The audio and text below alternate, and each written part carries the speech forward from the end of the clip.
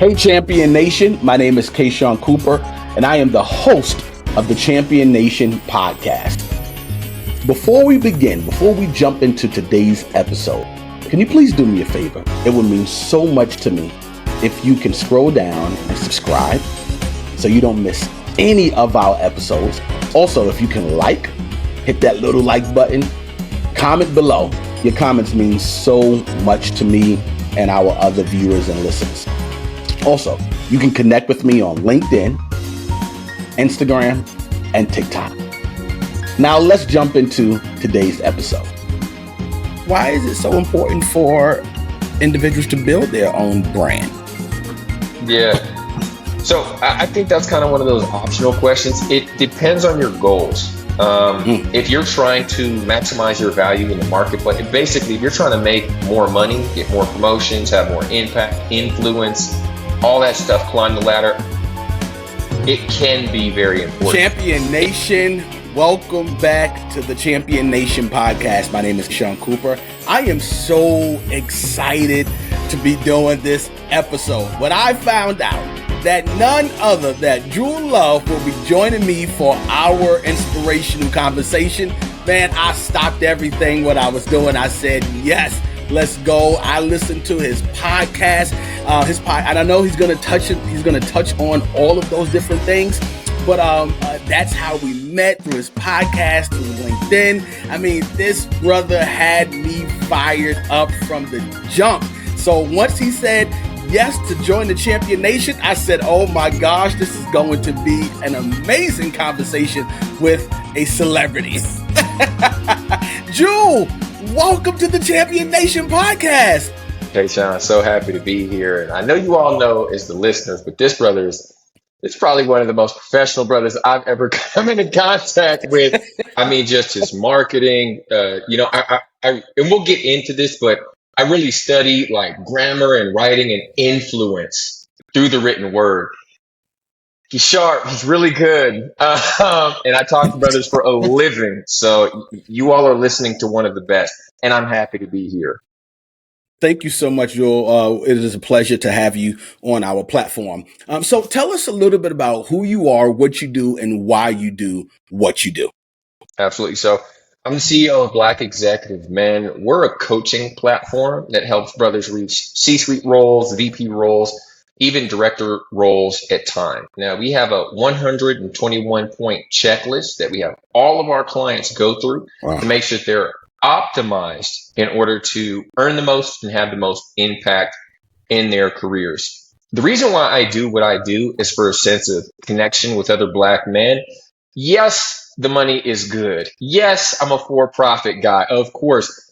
But I'm telling you, being able to wake up in the morning knowing that I'm going to have some transformational conversations with brothers and help them unlock their potential, that's why I do what I do. That's what fills me up and motivates me to get it done. Thank you for sharing that, Joel. Where did this come from? Did you just wake up and say, hey, this is what I'm going to do? Did you throw a dart at a map or a vision board? Where did the desire spark to help C-suite, brothers make it to the C-suite level? Yeah, so we might as well just give you the full story here, but I'll keep it brief. But let me just give you the full story. So I'm originally from Oakland, California, biracial background, mom Scottish Canadian, dad African American from Chicago, born in Missouri. And growing up alongside my dad, he's a businessman, and his whole thing was entrepreneurship that uplifts the Black community. So even as I'm talking young, like probably like 4, 5, 6 years old, I was out there with him at his business meetings, and then hopping back in the car with him, he would ask me questions, probably like 7, 8, 9, 10. Just what did I think? What did I think about the location, the people that we're meeting with? There was times he would let me hold, the money that we had been making or that he had been making. And so even as a kid, I got my first coaching experience with my dad because he would ask me real business questions. So for me, from a very young age, coaching Black men was just in my bones. It was just normal for me, and I really love it. So I always knew that I was going to have an impact-driven business in the Black community. I just didn't know what it was going to be. Age of around 26, 27.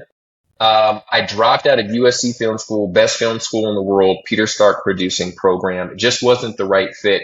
And I ended up going to see a therapist because I was trying to figure out, well, I thought I was going to be a producer, millionaire producer in Hollywood, etc. It didn't happen. Where's my life going? I started meeting with a therapist. Powerful experience. And I didn't know about therapy before. Sure, I guess I'd heard of it, but I had no idea what it was about or what it helped people with. But for me, having these deep, meaningful conversations, I said, you know what? I want to do this for the rest of my life. I found my calling. I went back, got my master's in clinical psychology, became a therapist, opened up Black executive men. So that was a focus actually on providing psychotherapy to brothers in the corporate space. I did that for 6 years. And I learned a lot about corporate. So some of your listeners are going to be, heavy, super successful in the corporate world. And my guess is some are going to be learning about corporate a bit, and they may not be in it. Maybe you're in the military space, the educational space, and government, something like that. I was an outsider. So learning about first quarter, second quarter, skip level manager, equity, golden handcuffs. This was all these VCs, private equity, hedge fund. This was all new to me. I had no idea about any of this stuff. So I get a master's level of education from these brothers who are my clients. And I say, wow, there's so much money here, number one. But number two, and this is the most important part, and I want everybody to really listen to this, in my humble opinion. The brothers who I were meeting, because I grew up very poor or humble, the brothers who I were meeting were making 150, 250, 500, were family men. And were up, stand-up dudes, ethically on point, cared about their fitness, their well-being, had hobbies, loved to read, international travelers. And I said, my goodness, these brothers are the solution that we need in the Black community. Now, I know that's a whole nother conversation, but I struck gold. I couldn't believe it. I didn't grow up around these guys. So I said, the whole world needs to know about this class or this group or this community, if you will, of Black men. And I made it my mission to help this specific community. Number one, for me to grow and for me to learn, but then for me to share who these guys are with the greater world. So I switched to coaching 2 years ago, and now I work with, managers, directors, VPs, and C-suite guys. And we're looking to make this a much bigger community where we can serve thousands of brothers simultaneously to have an even bigger impact. So we're excited. We're excited about where it's been. We're even more excited about where it's going. Man, that was the short version? That was the shorter version. Man, at 41, there's more to it. That was the condensed version. I'll work on making it shorter.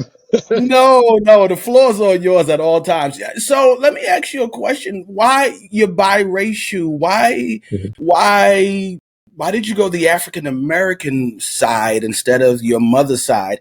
Did you see your father endorse certain biases? Did you see something? Did you read about it on the news? What triggered that to say, hey, I'm going African American versus your mother? Yeah. So the Scottish Canadian side, so when my mom left, that side of the family, they left Canada, and she was born here. Her brother, her oldest brother, though, my uncle, he was born there, but she was born here. They just kind of left that behind and just kind of they just left the culture. Yes, and we still do talk about different Scottish Canadian stuff here and there about Stewart is her last name, so Stewart's going back to Scotland, but they just kind of left it behind, and we're looking for how do we integrate into the United States and into a multicultural United States. So it wasn't a big emphasis on Scottish Canadian stuff growing up with my mom. My dad was very much about Black culture and African American culture. And so that's just what stuck to me. And, he brought me around a lot of Black community events, this, that, and third. We talked about Black history all the time, different historical figures, not like a lecture per se, but it would just come up. in different ways, or movies that we would watch, things like that. So I think it was just ingrained in me at a young age that Mm. this is a part of my mission, because it was a part of his mission as well. And I'm a man and he's a man. And sometimes boys, they take after their fathers and just kind of do what their fathers do. So I think it was just easy and just came natural to me based on, what my father taught me and how he raised me. So why didn't you start a nightclub? So I did run some parties back in college, and it was, it had that nightclub feel to it. Money was pretty good. It was definitely a lot of fun.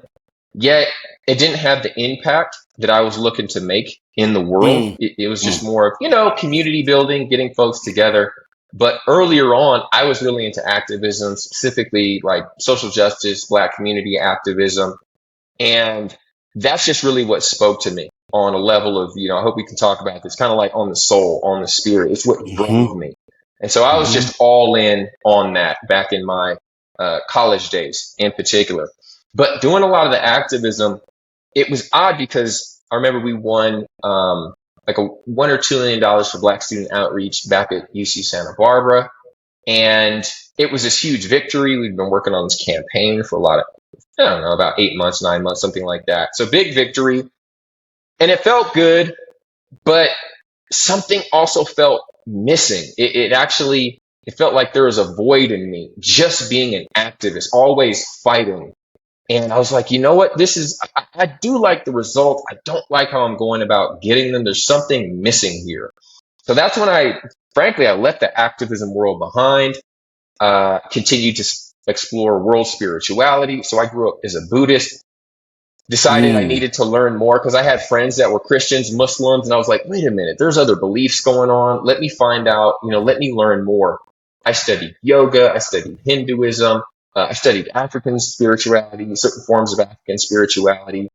And then I stumbled across psychotherapy. And I said, wow, there's so many resources that we have inside of ourselves that we can develop that makes us, I know it's kind of hyperbole, but pretty much limitless. So why don't we just tap into that? And so I did, and I started to grow dramatically.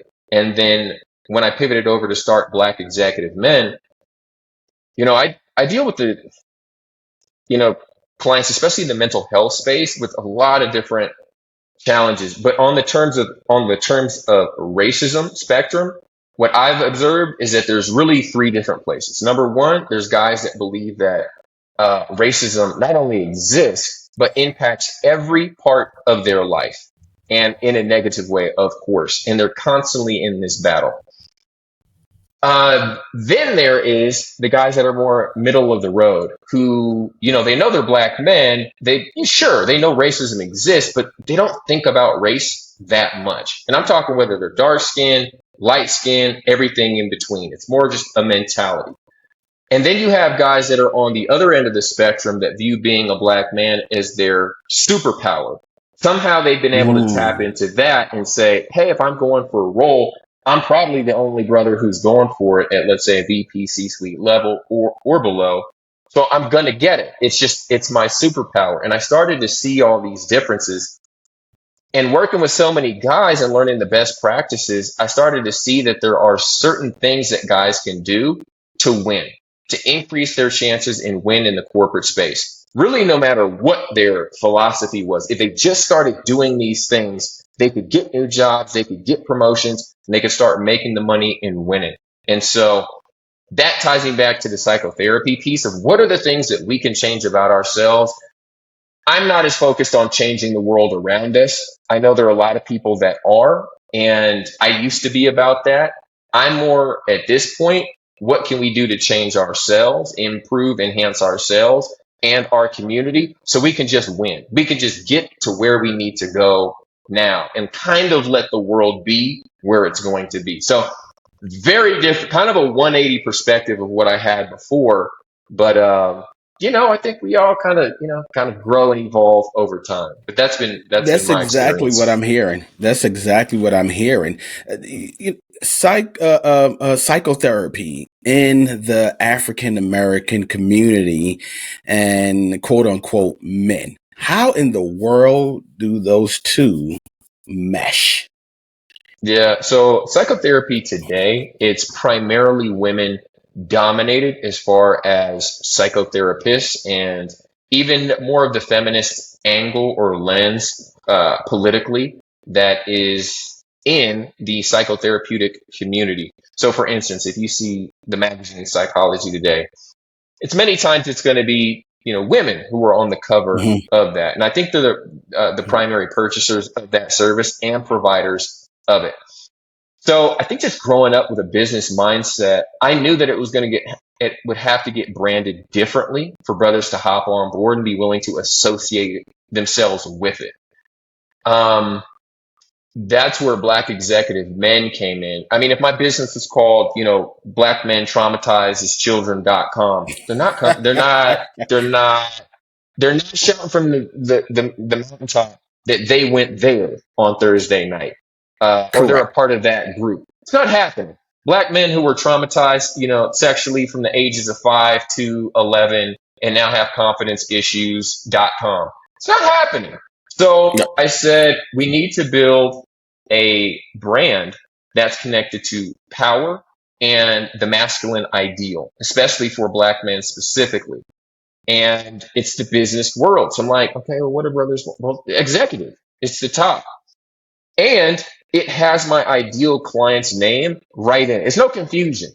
Although people do, for some reason, back in the day, they used to, oh, so do you work with like Latinos? I'm like, well, where in the name? Shout out to my, Latino brothers, but most people get it of who I work with. And it goes Right. really well with my core demographic who are brothers in the corporate space. That took a little while to come up with that name. But since then, guys, they love the brand. It fits really well within the corporate space. And guys are proud to associate with it. And at the same time, the challenges that I just named when I was doing therapy, those are the conversations that we're having.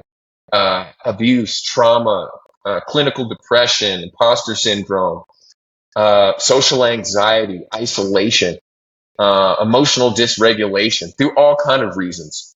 That what was going tears, tissue, and trauma. That's what we were talking about during Mm. those sessions. But to the world, it's just this very powerful, success, masculine driven image and brand. That was the funnel. And that's what the psychotherapeutic world lacks. It lacks those brands, those terms, those funnels to get more Black men to participate. Although brothers are participating, it's just usually more of a hush hush endeavor. Yeah. You mentioned the soul. How did you, what steps did you take to go from emptiness to fulfillment? Yeah, I'd say number one is, and this is probably the major piece, is finally admitting, and I know this is going to, for people in various religious communities, is probably going to, my guess is it's going to resonate, is finally admitting I don't have answers. That Mm. was huge for me. Finally, kind of, because I just, in my 20s, I got it together, and, I was successful in college and high school, all those previous institutions. Now, in these adult years, I've got it. I've got it. And I didn't have it. And my friends they were getting married and getting the graduate degrees and buying the homes. And I'm, substitute teacher, selling cars, here and there, just like random odd jobs. Life was passing. Now I drop out of film school. I told everybody I wanted to be a film, producer. That's no Mhm. longer happening. God, universe, whoever, I don't know. I don't know. And I need answers. I need a mentor. And one came in the term initially as this spiritual teacher in this religious community called Ifa out of Nigeria, but he's a brother from the States, but he knew about this tradition, and he just gave me this whole reading, and I was out of answers. I just needed some solution, and he Yeah. just gave me this powerful readings like, this is kind of who you're destined to become. These are some things that you need to fix that are your responsibility in your own life. And then more mentors started to show up. One was a psychotherapist. One was my, so I was his mentee, but he was my psychotherapist, like trainer that helped me get my business started, helped me get Black Executive Mentor. So just all these people started to show up and just guide me. So it was kind of like this surrender. Like, I don't know, but whatever the universe, God, whoever, whatever has planned, I'm trusting that. I just show up with some answers, and answers started to show up. So it was that shift in my own mindset of just kind of letting, they say, let go, let God, but I just would, just maybe take a little bit more broader of just that surrender and then allowing myself to be guided. Huge, which is a huge piece in psychotherapy or coaching, is the person that coaches you or teaches you or guides you, they're guiding you. You're kind of letting them run the show.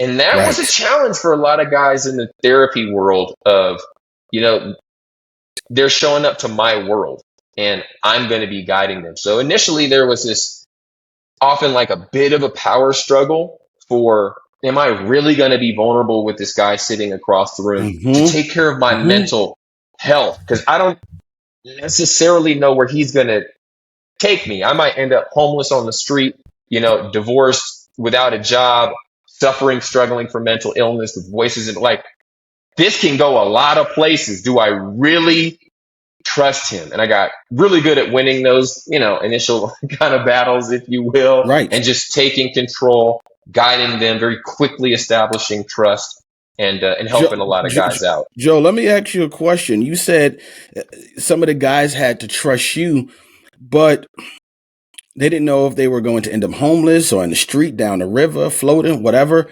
But before they could trust you, how did you get to the point of trusting yourself to be on a platform where people can trust you? Yeah, trusting myself. I mean, I think a couple of things come to mind. So I've had a lot of different businesses in my life. And so starting businesses and putting ideas out there, just because that's how, just with my dad, that's how he did it. He'd have an idea and he'd tell people. And some people may buy it, some people won't. But he had no fears or anything about taking that step or taking that leap or going public with, his idea. So for me, that was always pretty much comfortable for me.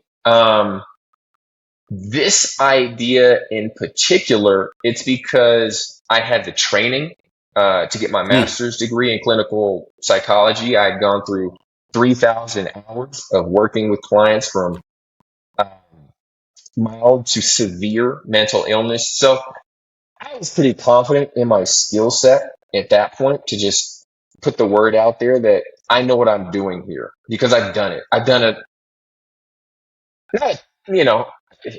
it wasn't 10 years at that point, but I had done it enough to say I know how to handle pretty much whatever's going to walk through the door, mental illness wise. And if I can't handle it, I know how to refer you out to somebody that does. So yeah, by that point, I was just pretty confident in my abilities.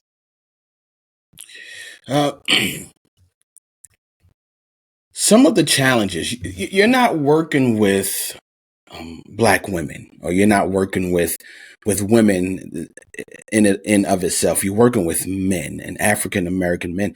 What are some of the unique challenges and opportunities you see in this space? When a man comes to you, what is there a commonality with your clients?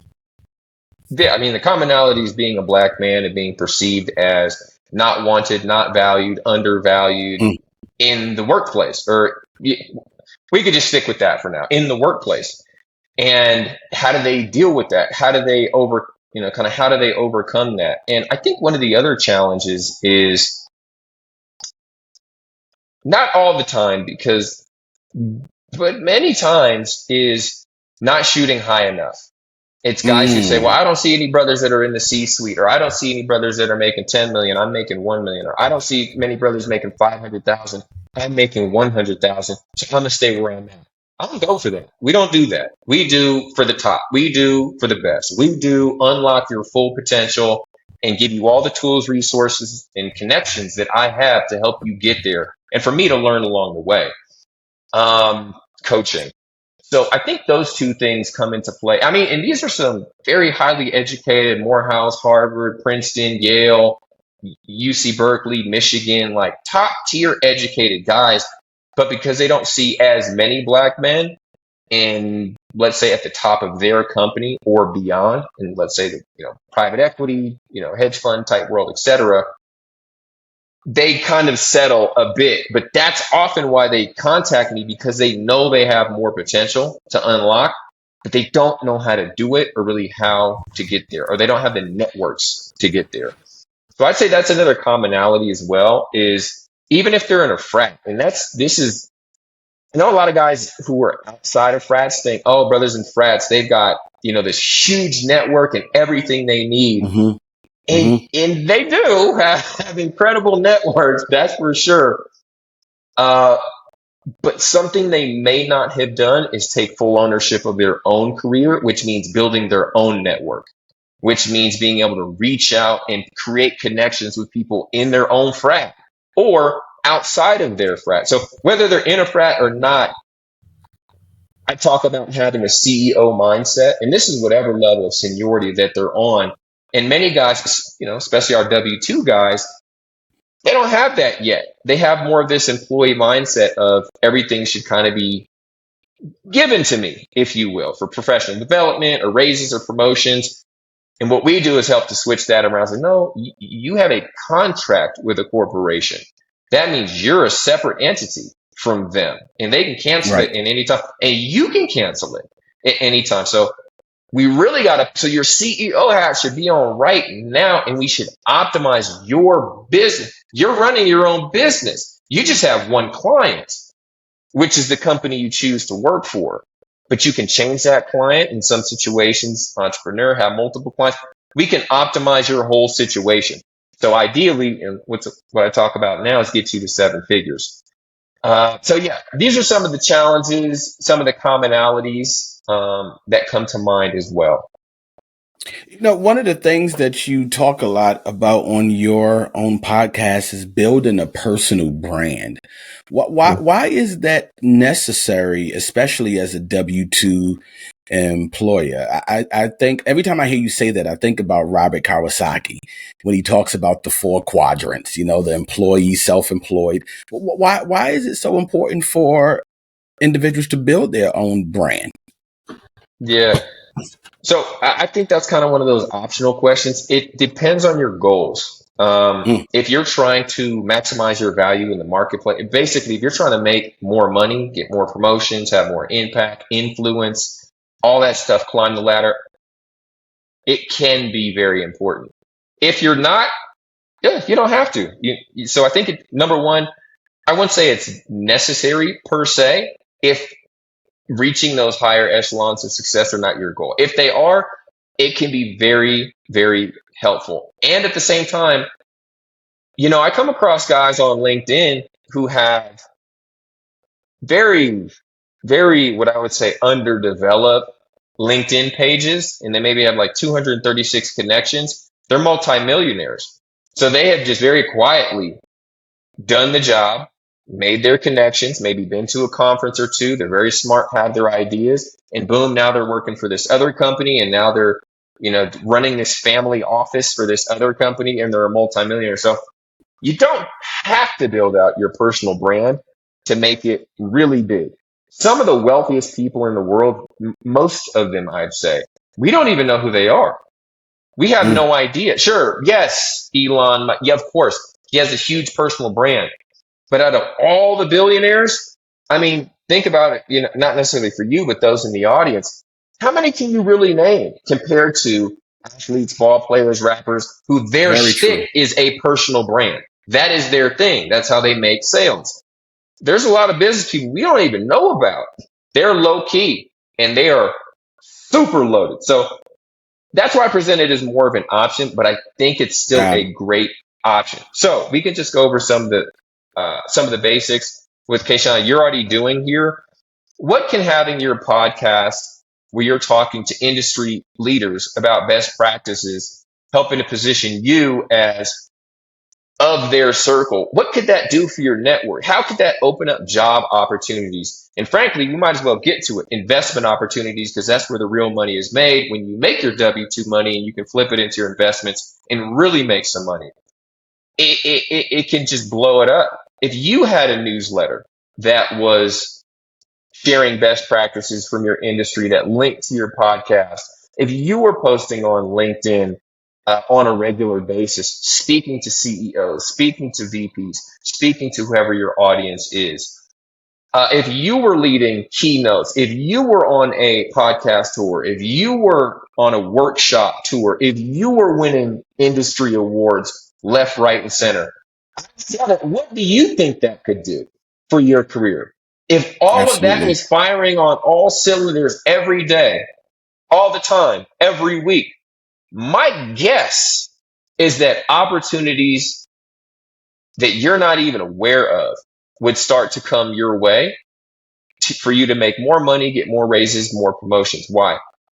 Because not only would you be in front of more people and in more people's mouths and in their Mm-hmm. minds, it would be presented in such a value added way that they would see you as a great choice or a great candidate to have them on their team. So that's why I build my personal brand and why I coach all of my clients to build out their personal brand. Excuse me. And I'll share with you, I mean, most of them, I'll just say most of them, they love it. It blows their minds when they are looking Absolutely. at their media kit and they're like, I look incredible with all these logos and brands and the podcast and the newsletter and all this stuff. I've already been doing all this, but now it's in this media kit. I look incredible, Yes. and podcasts love it. Workshops are paying me to come speak. Their confidence goes through the roof when they get all of this stuff together. So those are some of the pieces and some of the benefits.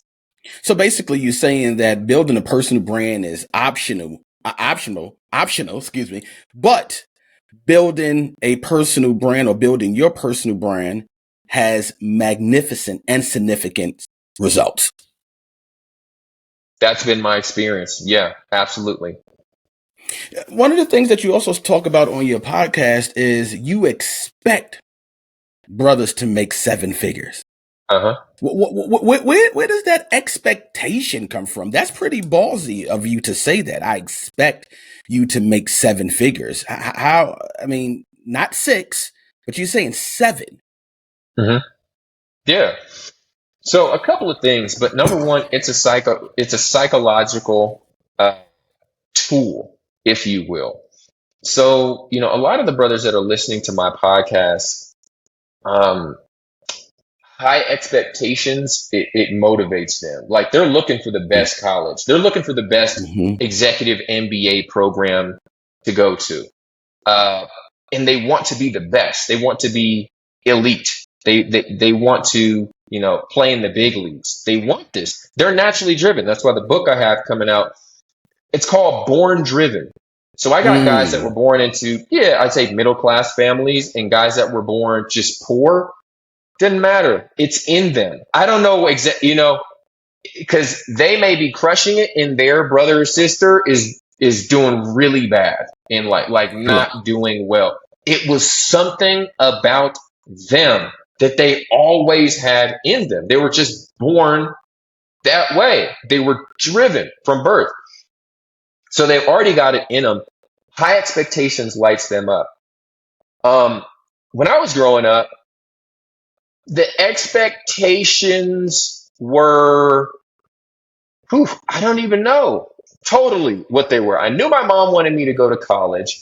My dad, he was, definitely into business, but also into music. So I think he wanted me to go into maybe music, like play saxophone, Okay. something like that.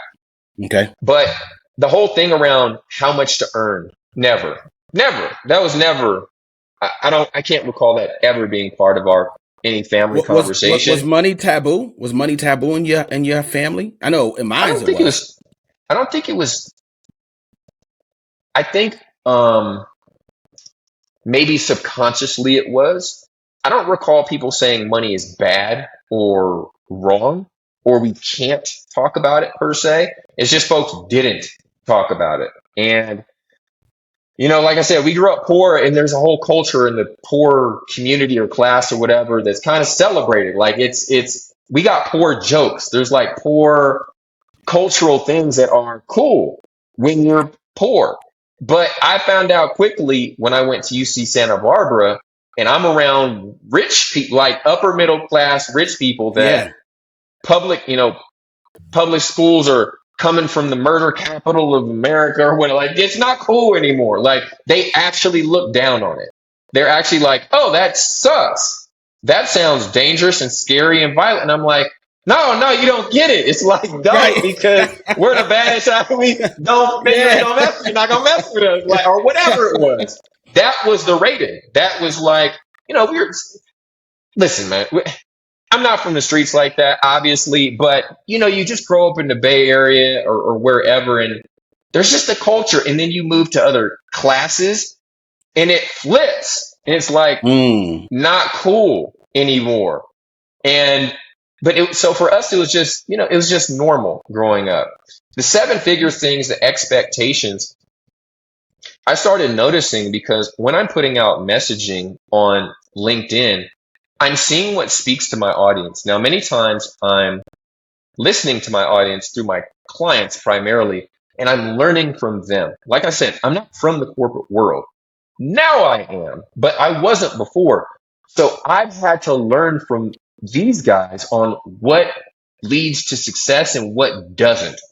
And so I started picking out the best practices. I didn't know. It sounds so ignorant now, but it just wasn't in my conscious mind that Black men were making $1 million a year plus, which is actually starting to sound small to me now. Because when you start learning about these millionaire guys, you start to realize how far it is from 50 million, how far it is from 100 million or a billion. These are like light years away. But anyway, sticking with that, I was like, wow, there's Black men making $1 million plus annually. It blew my mind. I thought it was rappers, ball players, drug dealers. This is just what I had heard of You're not growing the up. only one. I You're not the know only one. most of us got that same messaging. Yep. And so this, again, it blew my mind.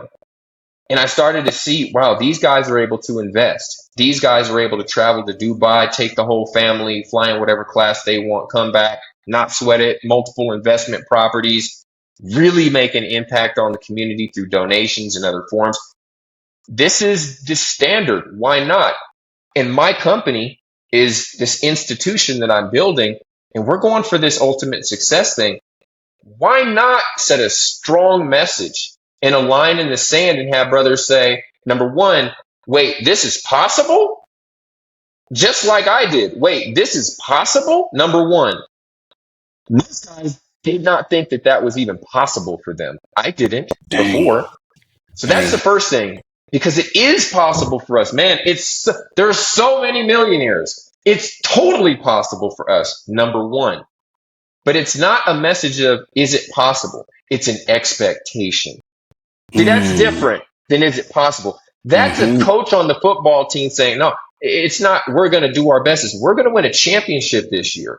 So that means if you need to do some more push-ups, run some more laps, do whatever you need to do, whatever we need to do to win the championship.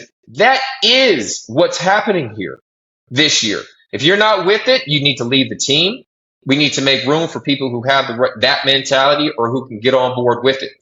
And to inspire the guys that want to win. Because that type of talk, it inspires the winners to step up. It has a psychological purpose behind it as well, to really get people motivated and on board.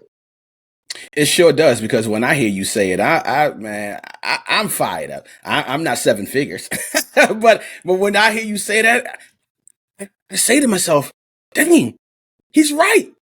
I could do it. I am right. I could do it. And I expect me to make seven figures. Yep.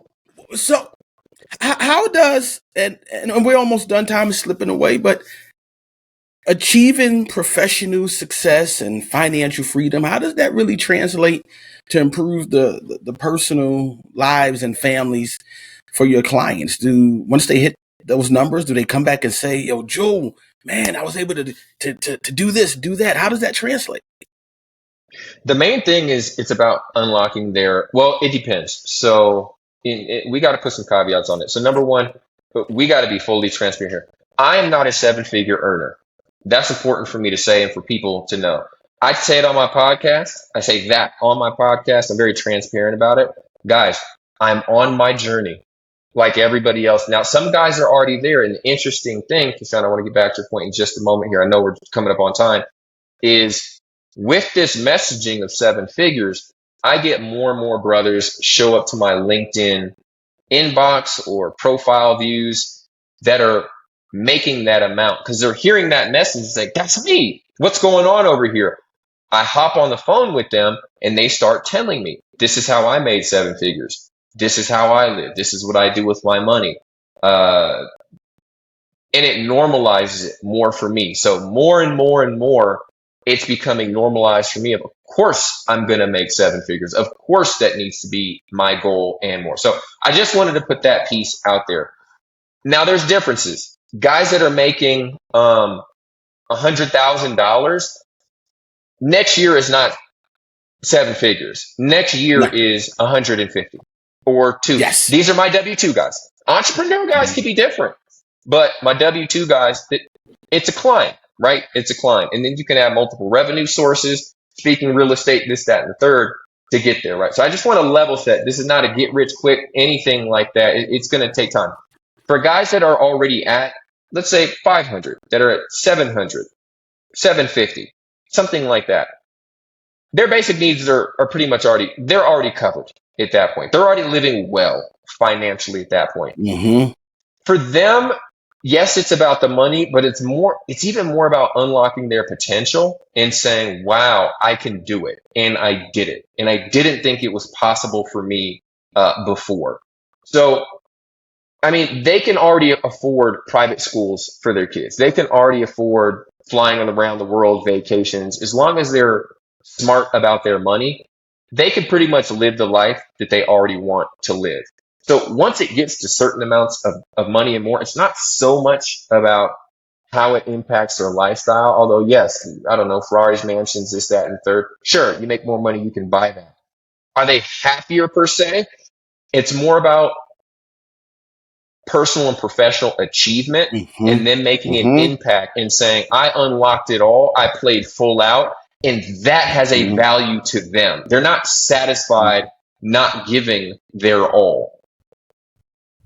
You said so much. I'm over here. You can't see it. And I'm doing a good job so you can't see it. But I'm fired up over here.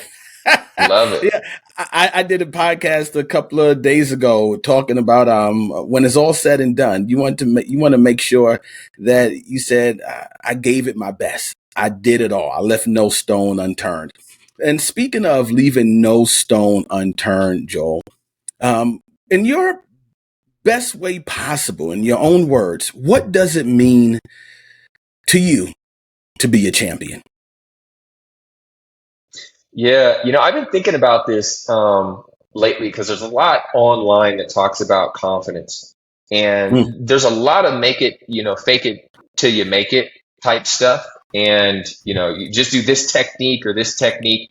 And then there's something to be said about truly going through the paces, through the work of unlocking your own potential through, guides, teachers, religious teachers, spiritual communities, professional development, services, master's degree, really putting in that work to uniquely unlock your own potential and be playing full out with your own authentic voice in the world. And for me, that really speaks to this natural innate confidence it's just unshakable. You just have it with you wherever you go and people can sense it. And for me, at this stage of life, being 41 and, the 40s being the power years, as they say, and me starting to come into that now, that's really what I'm sensing into as being a champion is finding out what that is, your place in the universe, doubling down on it, and then creating a whole empire. Well, you asked me, a whole empire around it that can impact other people's lives for the better. Yeah, that's what comes to mind as far as being a champion today. Joe, where can our viewers and listeners connect with you? Absolutely, folks. So if you want to learn more, head over to blackexecutivemen.com. That's our website, spelled exactly how it sounds, blackexecutivemen.com. You can scroll around, see what we've got going on. If you want some coaching support, go ahead and click the Let's Talk button. We'll just book a 15-minute informational interview, see who you are. We'll tell you all about who we are, how we can help you, see if we're a good fit to move forward. Or if you just want to learn, you can check me out on LinkedIn, Jewel Love. My name is very memorable, and just say hello over there. Joel, this has been an amazing conversation. So many nuggets. I wish we had 60 more minutes, man. For real. We got more. Yeah. I know, man. I know the plane is still on the runway right now. Yeah. Maybe we could do a part 2 towards the end of the year. I thank you so much for spending time with myself and the Champion Nation. Hey, Champion Nation, be authentic. Basically, that's what Jewel will say. Hey, that's what it means to be a champion. Find your voice, find your niche, find who you are. Who are you? What a great question to ask yourself as we progress through 2024. Don't forget to like, subscribe, share, and comment, Champion Nation. Have a champion day.